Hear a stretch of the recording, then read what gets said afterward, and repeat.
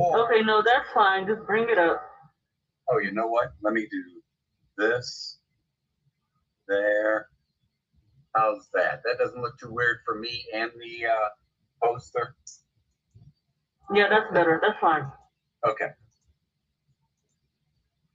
Okay, you are now live. And mashallah, you can start whenever you are ready. Alhamdulillah. Assalamu alaikum, everyone. I'm sorry ahead of time. I don't have my thumb drive plugged in, and that actually has support writing, or the bullet points that I'm going to present today with the poster and the Quranic quotes that I have on my computer. So that's the little disorganization. But having the Quran on the computer is probably more important, right? So what I'd like to do today, we're going to talk about autism. And for me, it's for all of us, being Muslims, everything that we know everything going on is under the control of Allah. It's with the intention of Allah. Even the bad, horrible things we see out there, those people have chosen to commit horrible, bad things when Allah gave them probably the power, the money, the decision-making ability that they cannot do horrible things. And yet they bury they bury themselves, and Allah knows best. We know there's some of us for heaven, inshallah, and some of us for the hellfire. And that, with that total control and that total knowledge and that omnipotent, all-knowing everything.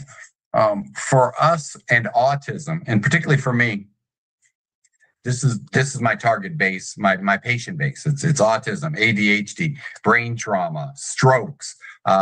Today we started a young man with Down syndrome.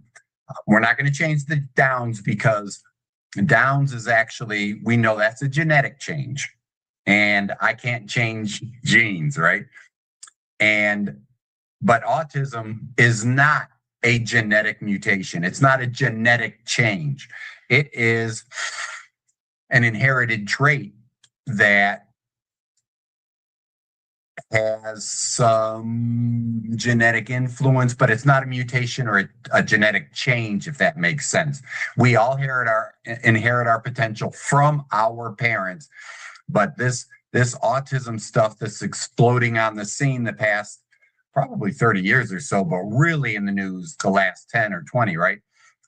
That is more what we call epigenetic, EPI genetic, and that is how your environment, the parents that came together, the way you were raised, the food selection, the technology, the activity level, the way I practice, the training I have, a lot of movement. We're on the floor all the time. We're literally, there's so much movement in our office with these kids that movement, your brain adapts to how much you move, believe it or not.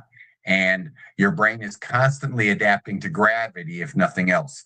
So with all of that in mind, the Quran is pretty clear. And I'll start with literally when we start here with Al Imran, chapter 3, verse 6. Remember what like I said, we all know it, but I'm going to remind us of what the Quran tells us. He is the one who shapes you in the wombs of your mothers as he wills. There is no God worthy of worship except him, the Almighty, the All-Wise. So it's all in his power, and all the knowledge is in him. So you literally, with my autistic patients, with the kids, even with the ADHD and some autistic parents, it was all part of a plan. I don't need to know what the plan is. You don't need to know what the plan is. It'd be cool if we did, maybe. But the idea is Allah shaped us a certain way. And as we've talked about the previous year, the idea is, man, a lot of us have a left-leaning, right-leaning. Now that you know more about this stuff, this hemisphericity stuff, matching the picture here and the lists on both sides, this hemisphericity stuff is how my training and my office deals with autism, and how we actually, I'm going to say, we treat it, we take the imbalances, we target the weaknesses, and we ramp those up so that now they're superpower, pretend they're autistic, and it's a left hemisphere strength. Apparently, most of the research shows it's 90% of all autistic cases are super left power, super left strength, super left hemisphericity. So what are we doing in the office? We are ramping up the right. We are training the right to catch up to that superpower left. So now you've got a superpower brain. Imagine if you're super high here and we get the right up to balance it. You may be here while I'm only here on both of mine. That is awesome. And that's what we do in the office. And we've got to remember that he is the one who shapes us in the wombs of our mothers, just like we say here, okay? And it's literally, remember, even Mary questioned, holy cow, how can I have a child when no man has ever touched me? And the angel replies, so will it be. Allah creates what he wills. Everything, anything, anyone with all our abilities. When he decrees a matter, he simply tells it be, be, and it is. So let's just sit right there with those two, because what I want to do now is talk about what we do in our office, okay, what I do there. And first thing I'm looking for, or I talk to parents about right here, this word is milestones. This whole thing about here in America with them, with the medical community, or not even the medical community that's saying something.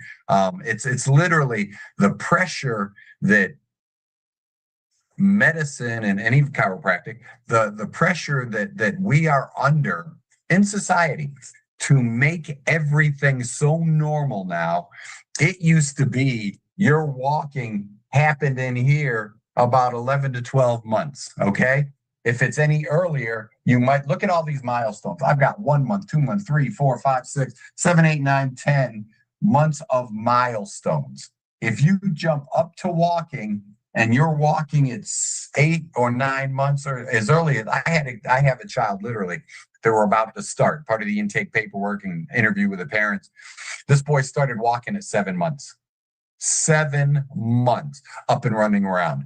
No crawling then, hardly any rolling over. How long did he crawl and improve his back, his muscular tone? Did he get a cervical curve? I've seen his x-rays. No.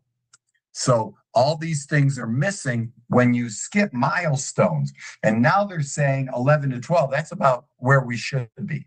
Okay, that's what we call neurotypical or normal stuff. Imagine now they're saying kids can start walking as late as 14 months. Now, if it used to be 11 and 12, but more kids are walking at 14 rather than 11 and 12, I got to tell you, that's not the new normal. That may be the new what you see, the new norm, but that is not normal. You don't all of a sudden slow and everything comes on late. Picture you're coming home from work and every day you walk into the house and your husband or your wife, your spouse or your family, they're used to seeing you at 4:55. They're used to seeing you at 5 o'clock, right in that whatever window it is. And they haven't heard anything. It's 5:30, it's 6 o'clock, it's 6:30, and all of a sudden you're not there. That is not a new normal for you. That's an abnormal. And that's what happens if your child isn't walking at 11 or 12. Now, an exception, but again, that would indicate there might be some potential problems. Pretend you had a premature birth and the baby was born a month early. Well, what we would do then is understand that rather than 11 or 12, that walking process should actually be at 13 because they missed a month of development in utero or in the womb, if that makes sense. So we take that into consideration. But literally an average at 11 or 12, for example, for walking, and they're not walking, 14, 15 is not normal. It's absolutely not. And if they go from lying there to rolling over to standing up and walking, and they skip crawling and they skip all these other milestones that I didn't mention in here, but take a screenshot. If they skip crawling, for example, or they always scoot on their behind, people think because I look at stuff on Instagram about autism and primitive reflexes all the time and things like that. I get these scoot, and people think their kids are cute, scooting along on their behinds to get around. Wrong. you need to actually get the baby on their hands and knees. If you have a child that's not crawling somewhere around 3 to 6 months, depending on how much it is, they should start what we call commando crawling, where they're lying on their stomach. They start crawling like this, and they get real tired of that. And then they get up on their hands and knees. Can you photocopy that? They're rolling over in both directions at 6 months. Then they're sitting up at about 7 without support, and they're dragging themselves, right? And then if they get stuck sitting up and scooting, that's a problem. They're stuck at 7 months. If they don't move over into calling out mama and dada and reaching for things and passing it from hand to hand, and then trying to stand up at 9 months, holding on to stuff.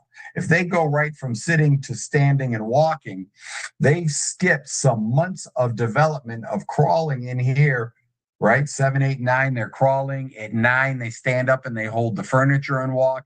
They'll hold your hands and they're trying to coordinate their feet. All of that is important, especially, I got to tell you, I jump back to crawling, cross crawling, where they're on their hands and their knees. Because what happens is it's called, and you can search it up, it's called cross crawl. When you cross crawl, what you're doing, if you can see my legs, what you're doing is every time the right hand moves, the left leg moves. And then the left hand moves and the right leg moves. And it's this crawling response.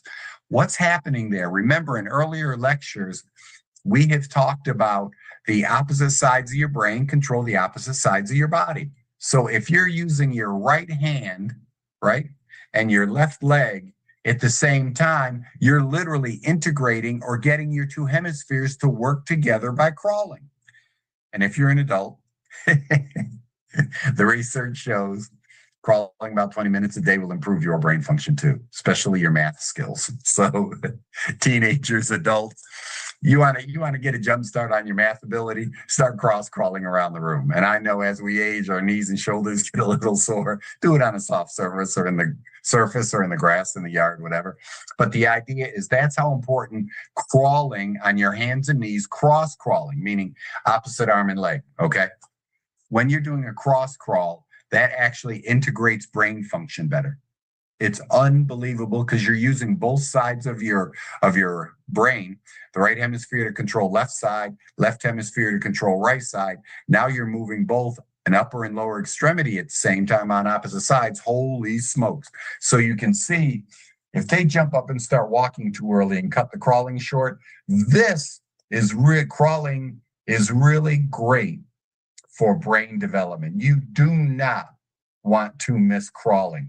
And if one of the big things literally I do in my office is cross crawl tests, like how the arm swing is when they walk.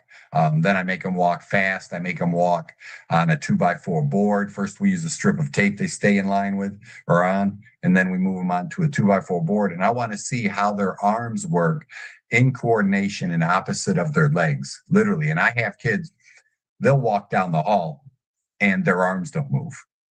Absolutely, their arms aren't moving. So their balance is off because as they walk, walking is almost a one-legged exercise. One leg's on the ground, one leg's in the air. Think about if you're not balancing it with the opposite body part. Your balance is horrible, your coordination is horrible, and you're not using all of your brain for that movement. And walking, running, those are constantly integrating the two halves of the brain. That's how important these milestones are. You can't skip over milestones.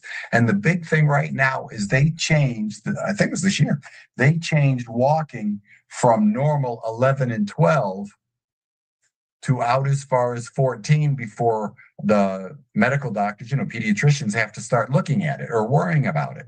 There's no way all of a sudden, now that I'm in my 60s, that it changed and it's better to walk later than it was when I was born way back when. So these milestones are hugely important. I can't tell you, these milestones are everything in terms of a parent monitoring their child.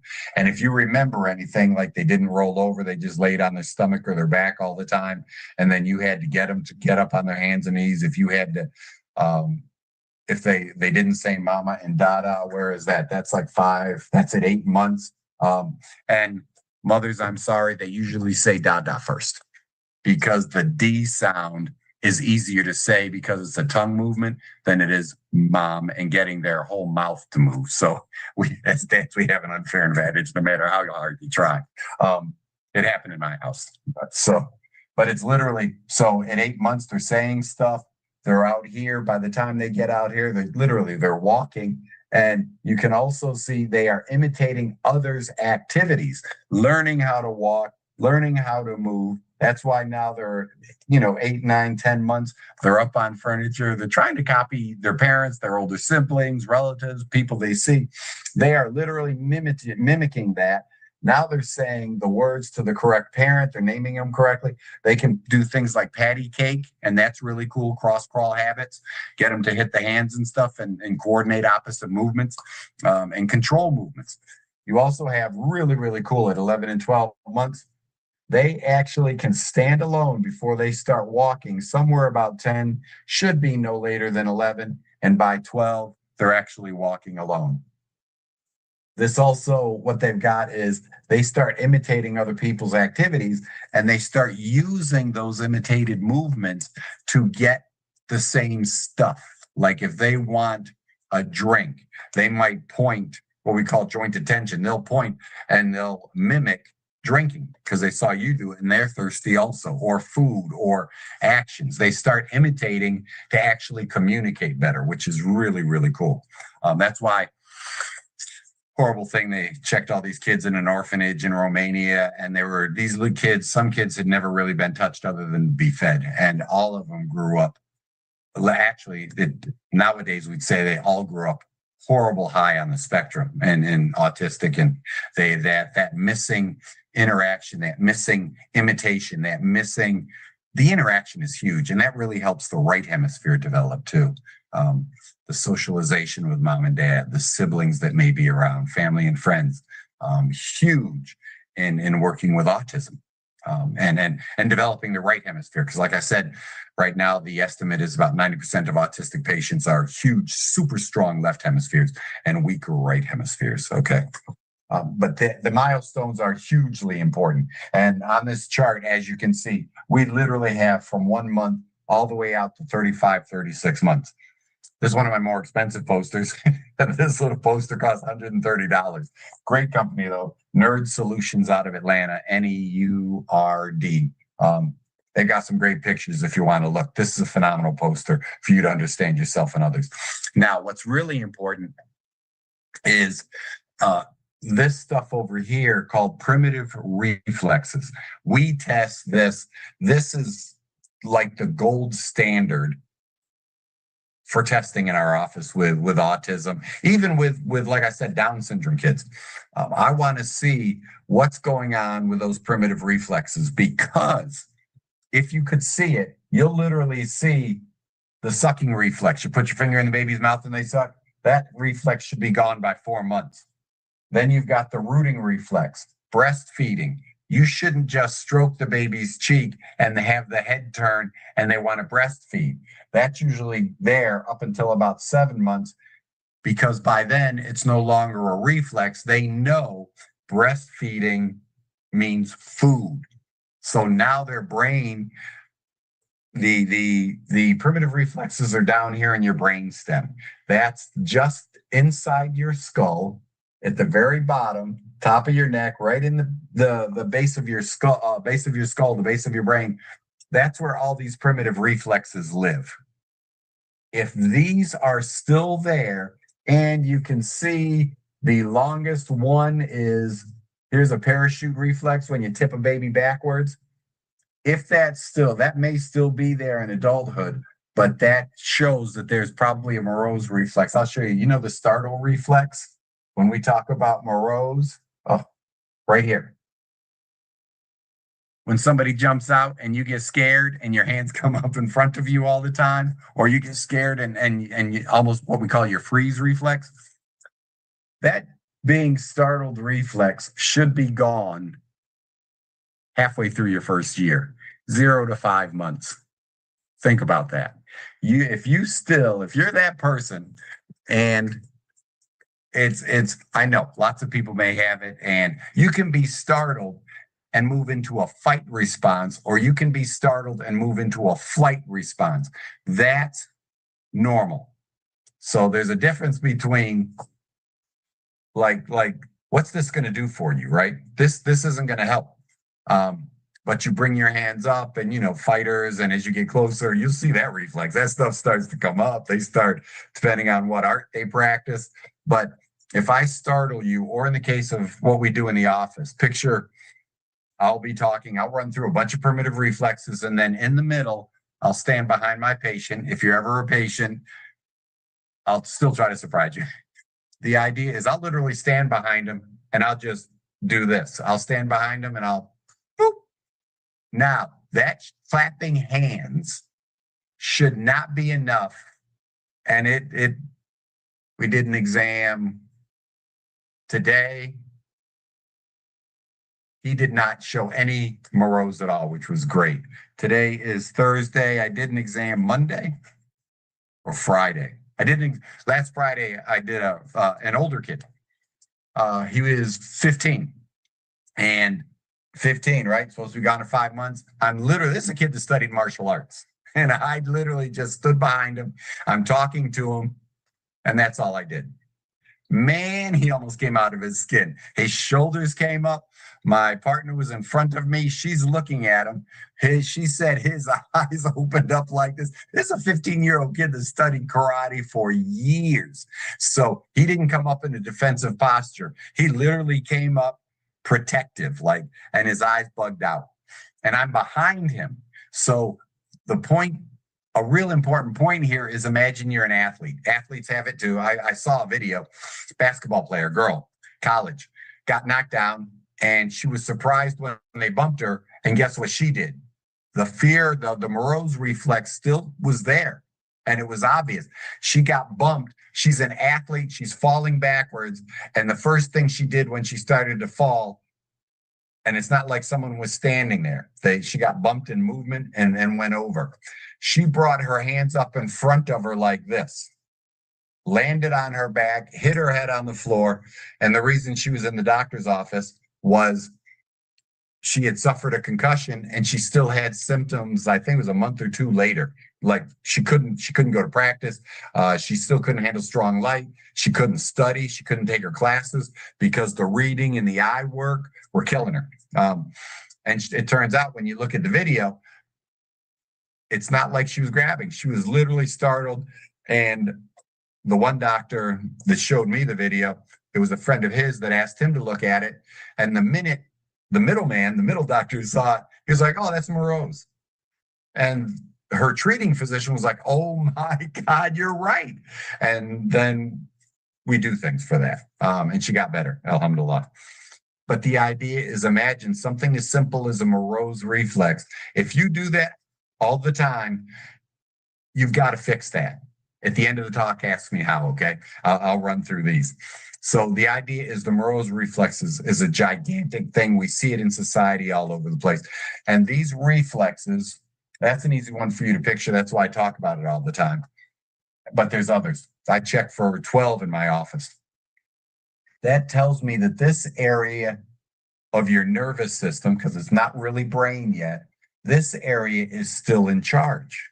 You shouldn't have a morose reflex anymore, because what happens, this girl was starting to fall, and rather than reaching back, and as a college athlete, rather than reaching back and catching herself or curling and doing something, she literally did this and hit the head on the floor.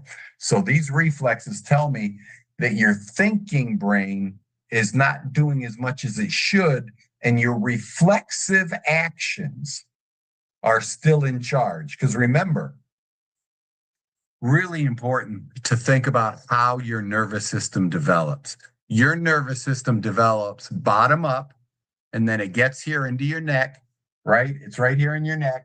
Remember, this is still your skull right here. So this is where your neck ends and your head starts. Your brain, your nervous system develops from the bottom up.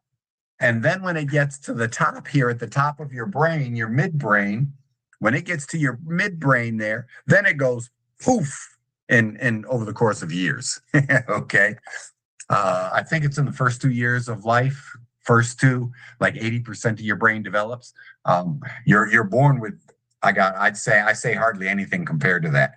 But those first 2 years of life and that interaction and the crawling and the walking and playing with your parents and being outside like we used to, monkey bars, that spinning thing we had at the park, you'd hold on and your friends would spin you as fast as they could, and we almost died because we always got flung off of it.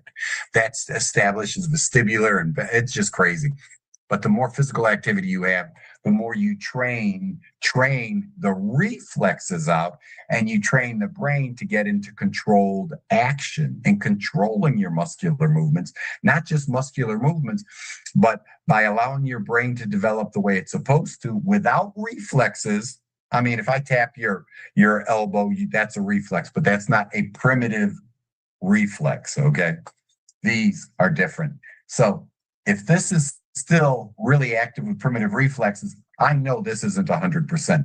And I can give you an adult example, and this will be the last example on primitive reflexes. This guy came in after a severe crash. His wife brought him in. She's sitting in the chair in the corner. He's lying on the table. And literally, I'm checking him for prims or primitive reflexes. I'm checking him for primitive reflexes. And they're both like, what the heck is this? A primitive reflex? I said, primitive reflexes are actually what babies have. They should be gone by the time you're a year old. I'm running through some that I checked, and he's doing really well. I lie him on his back. He's lying on the table, and I go up to his face. And when we talk about the rooting reflex, right, or the breastfeeding reflex, it should be the reflex action, because at about 7 months, the baby is looking for mom. The baby's crying for mom. And the minute, if you breastfed, you know that baby's all in. It's not a reflex anymore. So imagine if it's supposed to be gone, the reflexive action, like this, stroke and turn, or stroke and pucker. If that's gone at 7 months, this guy was 37 years old. And I stroked his cheek on one side, it's not there. And they giggled and tee-heed because they said, what was that? And I said, that's literally your breastfeeding reflex on a newborn baby. And he was like, yeah, right. Like, I'm going to have that. And I stroked, and you know what's going to happen. Nothing happens. I go over here. He literally twitched and turned his head a little bit. The movement was enough. It wasn't a full baby movement, but it was enough that his wife sitting in the chair in the corner looked, and she said, what'd she say? OMG. She literally was, and she got loud with us. And then, so I did it again, and he did it again. And now he's bummed and embarrassed, but it's also that now and she understood right away. She was like, oh my God, what does that mean? What's going on? And I said, there was enough trauma that because it was a bad auto accident, no like outward physical signs, but man, it was the whiplash effect. The whiplash happens right here in your brain stem. That's where the stretch is. When you look at a brain sideways, you know, the head's way up here. The brain is all up here. The brain stem is back here. So almost all of the head with excessive movement is going to yank and pull forward. There's not a lot backwards. There's not a lot of back going on back here. I shouldn't say it that way. But, you know, when you look at a head from the side, almost all of that, if the neck is here and the brain stem is literally right in about there, then what happens? Look how much of my head is in front of that. So when you get jerked this way and that way, or you go backwards and then your neck yanks you forward, imagine what's going on this real skinny part of your brain stem. There can be little stretching. I could even say teeny tiny microscopic fibrous tears. You get a lot of neck and brain stem injury.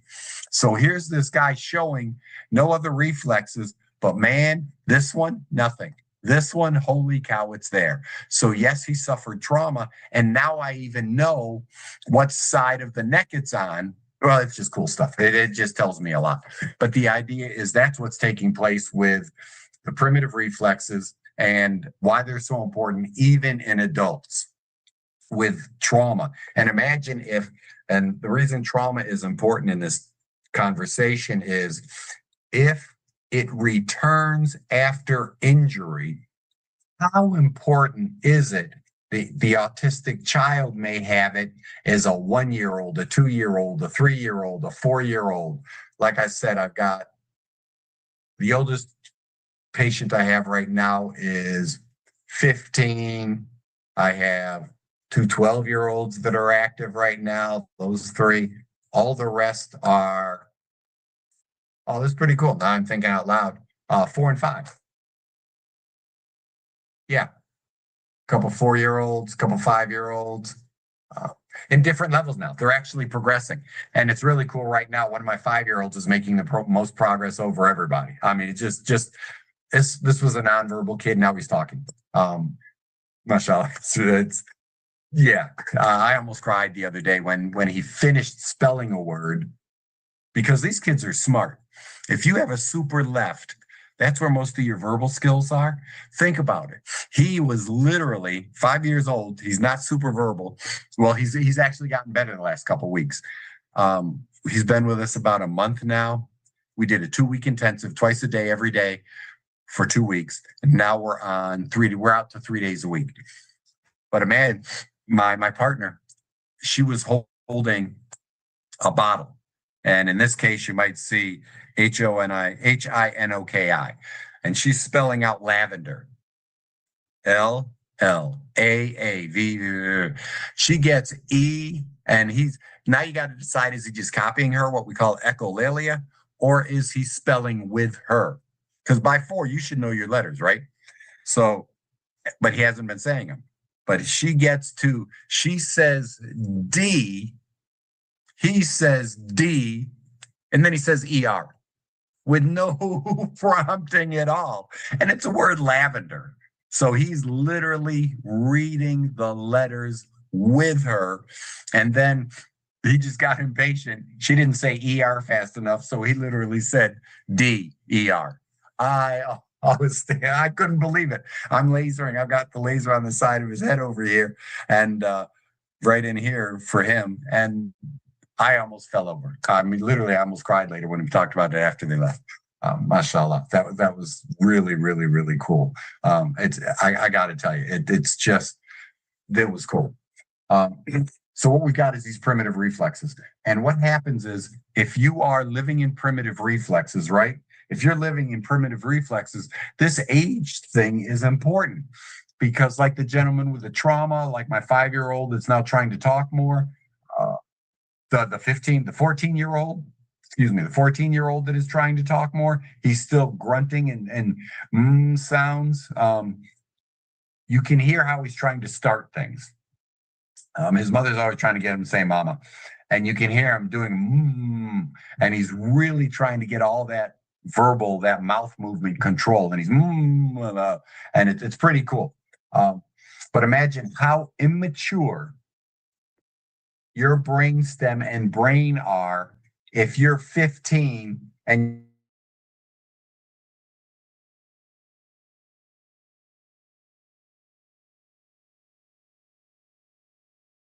that literally says there are areas in your brainstem that are less than a year old in their level of maturity. And then you've got, what kind of interference is that messaging doing, since not everything can get past a 1-year-old brainstem? Am I right? And the understanding, and if this is still so immature, what areas up here in your brain are missing key pieces of information? So when we're talking about autism, we really, in our office and the way I practice with Dr. Malillo's method, it's literally, we are on that brainstem, and every patient we have right now is left hemisphere dominant. Actually, we have no right hemispheres at all. Right. Yeah. So everybody is a left hemisphere dominant. So what happens, as we've talked about before, that left hemisphere is demonstrating anger all the time, right? They get frustrated. What did I say? There's only 3 emotions there. There's joy, they got their way. There's surprise, they didn't. And then there's anger. And what side is initiating? That's also the left hemisphere. Why do these kids have a meltdown? Imagine you're 4, 5, 6 years old. Everybody around you is talking and you can't verbalize things yet. Or my patient my Down syndrome patient he's verbal, he's more demonstrative, He's a little verbal. We're going to be working on that. The 14-year-old, he is nonverbal. Imagine you're going to school, special school though, because of the autism is it's literally, it's a shame. People treat it as if it's Down syndrome, as if they don't know, as if they don't. I'll literally speak to him in full sentences and he responds with the appropriate actions. I don't, there are times I don't demonstrate anything. I just say it and he does it. So imagine you're 14 years old and you can't say what you're thinking like everybody else can. You can't ask to change the channel. Literally, even little 6-year-olds, 5-year-olds, they have their favorite TV shows, right? Imagine you can't tell us what it is. Yeah, he'll take control. We use some stuff, screen and some visual games. It's more physical activity than it is tech, because physical activity is better. But there are some tech things that we use in the office, and he'll literally work the remote control and go to what he wants rather than us trying to figure out what he's saying. He's got permission to do that. His little brother, he's in the office with us. He's Down syndrome. He's actually 5, and he's actually 5 and 4. And he puts how smart is this? The older brother, when the younger brother's pitching a fit, the older brother, who is autistic, picks the right channels for his younger brother. He knows. That's why we talk to people in our office in full sentences. They know. They just have these, particularly, like I said, primitive reflexes are a great measuring stone in our office. If they still have primitive reflexes, I know they're not 100% up here. And what did we talk about here? It's a person looking at you. This is the left hemisphere. This is the right hemisphere. How frustrating must it be that your IQ, your verbal centers are over here, your verbal communication, that's on this side, your left hemisphere. 90% of autistic kids are strong left. So he's got strong verbal skills. Imagine now the self-awareness to control the muscles. And where are my mouth muscles? How do I get my respiration in? That's on this side, and that's weaker. And the stronger the left is, the weaker the right. So he really, how frustrating is this now? And your left hemisphere. So if you don't get your way, you're surprised, and then you get angry. So they have a meltdown because they can't use their verbal strengths because they don't even know how to work the muscles. That's this side. And if you could see right here, this is the areas of different words here, like vocalization. Your lips are here. This is how you feel your lips, your tongue, your mouth. So we do a lot of lasering in those areas on purpose to give it energy so he can feel it, he can learn it. And this is the feeling side, the sensory side. This is motor control side. If you don't know where it is and you can't feel it, you can't control it, even if you want to. Even if you know the words, you can pronounce them like our 5-year-old did not yesterday. Today's Thursday. It was Tuesday. He came in Tuesday and he finished the word lavender. He can read, and only now is he learning where his mouth is to say the letters right. Man, that is so cool. You know how excited I was that. Well, you probably tell now. But the idea is that's why, and this is the first thing, I spend this talk on primitive reflexes, on milestones, because this is the first thing I look at in the office. I'm measuring primitive reflexes to see how much, back here actually, primitive reflexes to see how much interference is there, and we grade it. 0 is the best. There's no primitive reflexes, out to 4. And I have plenty of patients that literally, this past Friday and today with a new patient exam. First time I've ever gotten all the way through our exams. Imagine a severe autistic kid, boy and girl. Imagine these kids. I'm doing primitive reflexes. They can't communicate. They're easily frustrated. They've got a low tolerance because they've spent their whole lives, whether it's a 4-year-old or a 14-year-old, their whole lives, they haven't been able to communicate the way they want to and the way they're skilled to because they can't feel it. So literally, a lot of times I'll be 15 to 30 minutes in the exam. The kid's so frustrated with me, with us, that we explain what we found, we talk to the parents, and we start treatment on day one. We literally, the majority of our patients get treatment on day one. I'd have to say right now, I'm at like 98 or 90, probably 98% of our patients right now. No, it's fallen off a little bit because like I said, I've gotten through a few exams lately with older kids, actually. Yeah, but it's got to be, let's say 90. It's got to be 90% of our patients. We weren't able to finish the whole exam, but based on the intake paperwork and observations and how far we got through the exam, that's enough information to really get started. It's really, I got to tell you, it's so rewarding and so cool. If you have any questions about autism and brain function, ask anything.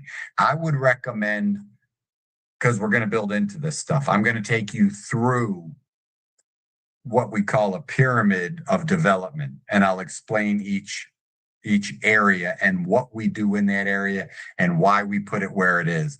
The first thing we do with all of our patients, if there are no contraindications like pregnancy, and we haven't had to worry about that, or cancer, thank God we haven't worried about that. We laser these kids. If we start therapy on day one, they're getting laser on day one. And we already know the areas because we know the brainstem, we know the orbital frontal cortex is hugely important, some of the last to develop, but the most interfered with when you've got that stuff, the right hemisphere, that we know how the brain works and the development of it. So we literally, in most cases, start our patient care on day one in our office. And this is how we determine what we're doing. That's all I wanted to say about this right now, because I wanted to emphasize primitive reflexes.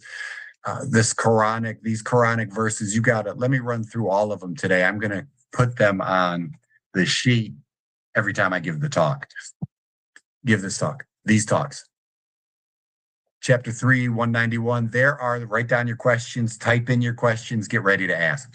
There are those who remember Allah while sitting, sitting, and lying on their sides, and reflect on the creation of the heavens and the earth and pray, our Lord, you have not created all of this without purpose, including our children, right?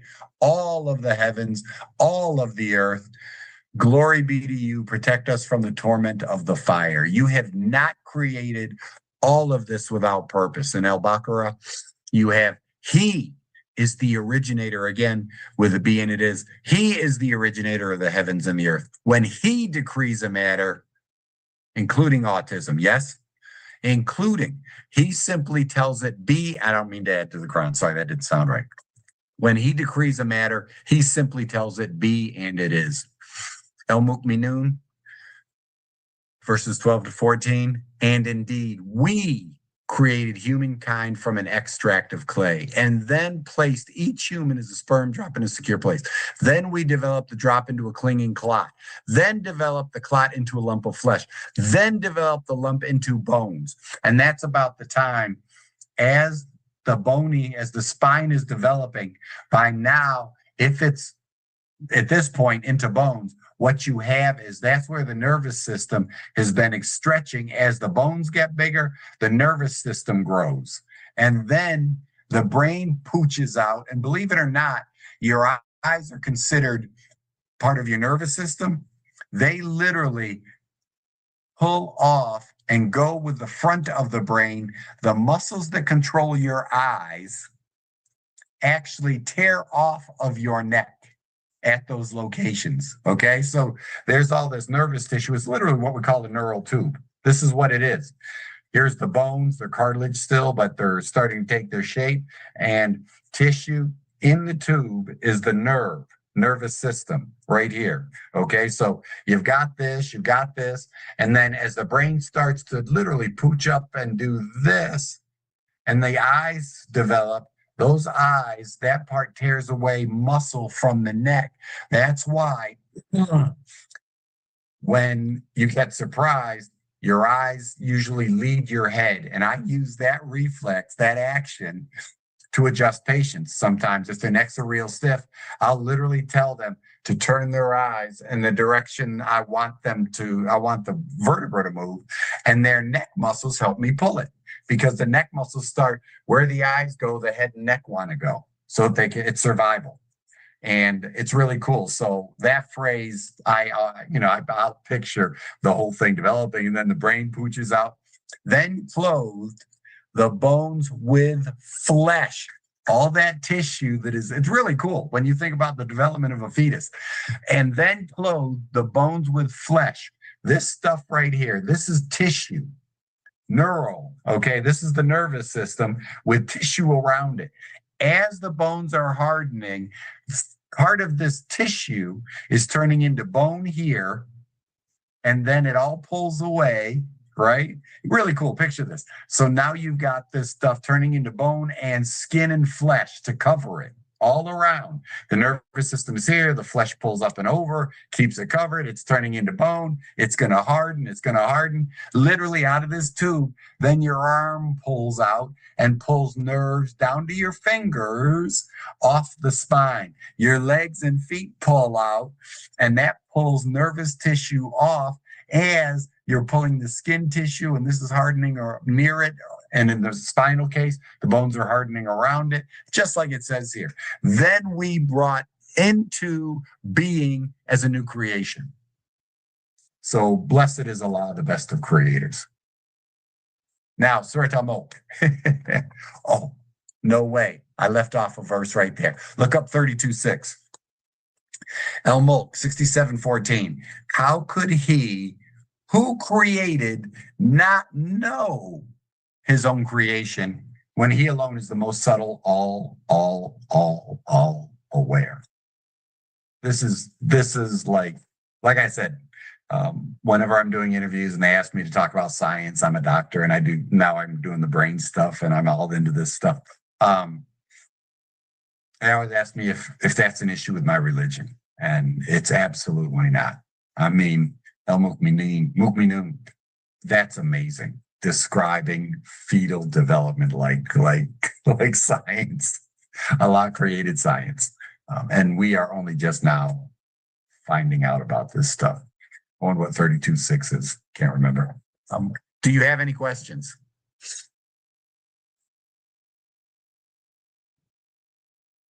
If anybody has anything typed, if you saw something up here, if you can read it, feel free to ask. That's a non-issue for me. And if you have any questions about brain, about autism, even if I didn't cover it yet today, feel free to ask, because it's literally, this is all the autism I've come across, and with Dr. Melillo's teachings and other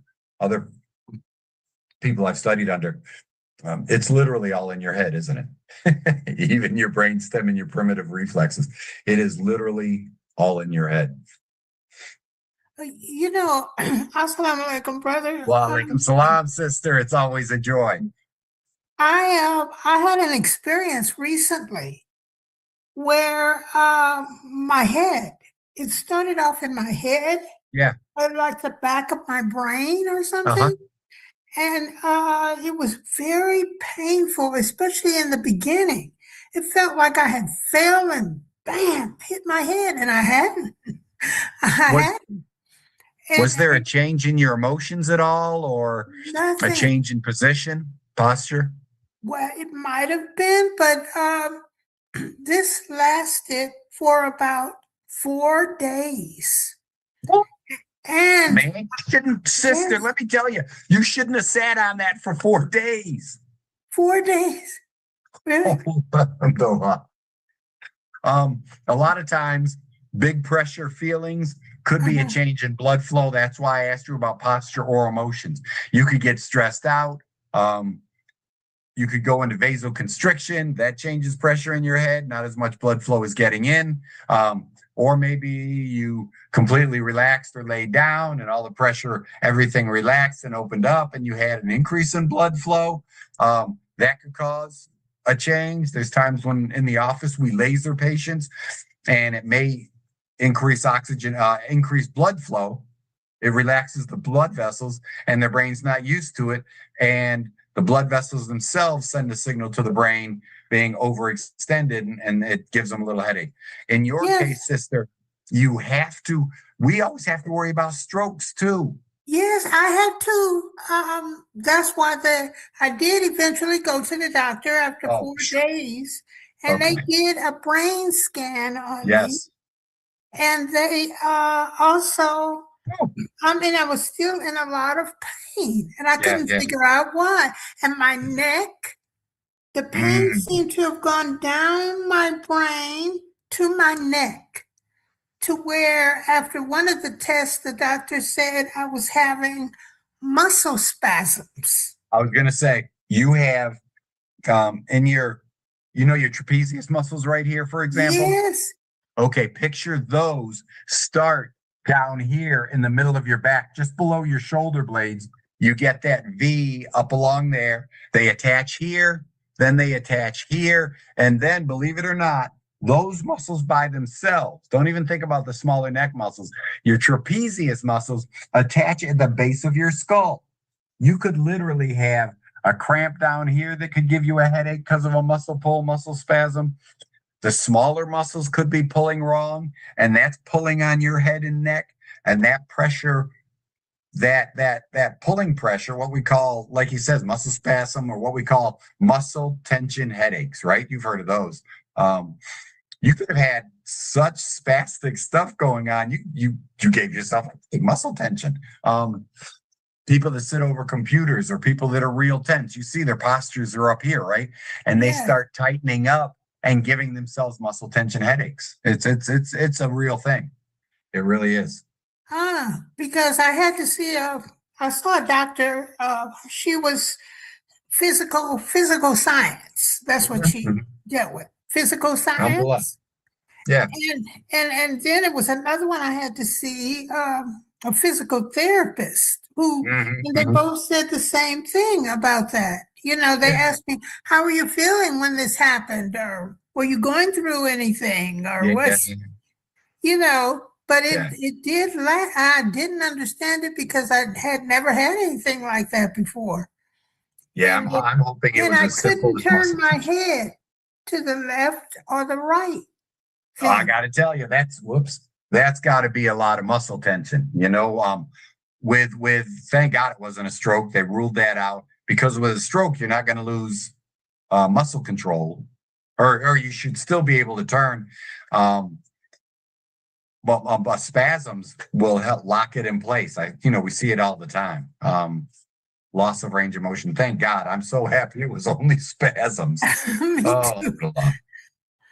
Me too, because I had never experienced that, and it was. Yeah, I know you were. So, but I was glad that you said what you said, that adults could have it too. Is that when you talked about the back of the head and the neck and all of that, that was reminding me of what I had been through. Yeah, I'll bet. I can believe it.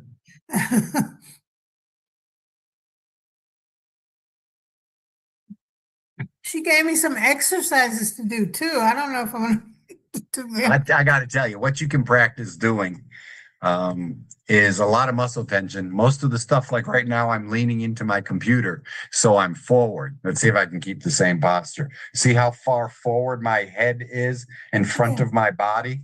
Yes. It's literally, when you're standing, when you're sitting, it should be the ear hole, the earlobe should be centered over the middle of your shoulders.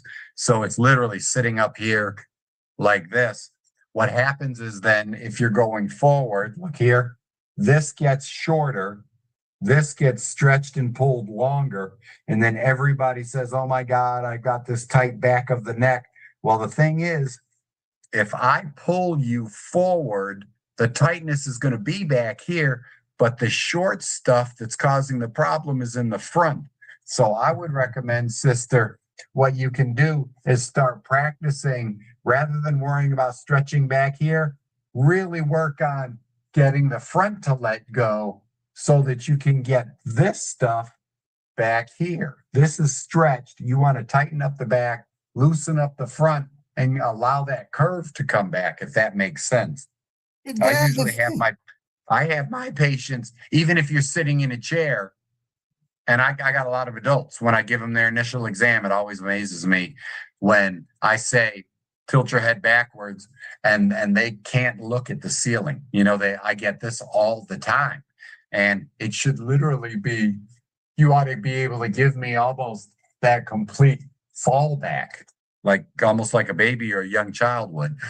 You should be able to go way, way back and get that whole neck extended. Most people can only do this little bit. And I have some patients, particularly people that have been in walkers a long time, they can't even get their heads up. So you can't even see what's, you can't save your life half the time. You can't see what's far enough ahead of you when you're walking upright, if that makes sense. Yes, it does. Yeah. I'd recommend all those range of motion exercises. You've got to tilt, you've got to tilt, you've got to turn, you've got to turn, and backwards. And that exercise I give you for the neck or brain, or that where you twirl your head around? Oh, I'm not a big fan of circular movements. There's no, the problem there is, there's no one, you're not focusing on any one area. Like if I do like this, it's what muscle I want to really figure out. I want to work my shorter ones. Pretend like if this is straight at you guys, if this is straight and I can turn all the way over to the middle of my chin here, right? But on this side, I turn and I can only get that far. Well, I'm not worried about this that much, that circular stuff. I'm literally going to spend all of my time trying to get this turn more. Does that make sense? Yes, it does. I'm a big fan of literally, gently, and you don't have to do it on your chin because some people have TMJ. You can be on the side of your face and just push a little bit. Just encourage it a little bit more. And the same thing with stretching the front. You could literally tilt, and if you want to, hands up here and just nudge, and try to get that front to let go. And then, of course, lateral, pull, stretch this side, lateral, pull, stretch that side. Actually, I'm feeling a little tight up here. I'm going to have to see my guy and get adjusted. Yeah. Oh, all right. Yes, but just twirling didn't seem to help it anyway. No, you really want to pick a motion, and you want to get that motion back, that movement back. That will improve twirling. Yes. Yes, I can feel it when I turn my head. I believe you. Absolutely. But it was an experience because it lasted all those days. Girl, just talking about it, you scared me, okay? I'm like, why would you tell us that? 4 days. Oh my God. That might even force me to raise my voice to my mother if she told me she waited 4 days to tell me that. Yeah, really? Oh, and I waited 4 days to go to the hospital. I said, I'm going man, and you told me you've had a history of strokes. Whoops, yes, I didn't mean I have had that before. I've had 3 before. That's what I'm saying. So you don't wait 4 days, please. That's what the doctor, the one that's physical science. Yes. She told me it's a good thing you came because you especially shouldn't wait if it's something going on with your head or something like that, because you have strokes, Yeah. Yeah, exactly. You have had them, they're on my record on the computer. That, so you want to find out if everything is functioning. Exactly. And you've got to rule out worst case scenario all the time. Even in my office as a chiropractor, we take a really big, gigantic history of our patients, and literally that's included too. Heart attack, stroke, different styles of accidents and injury on my intake form. Yeah.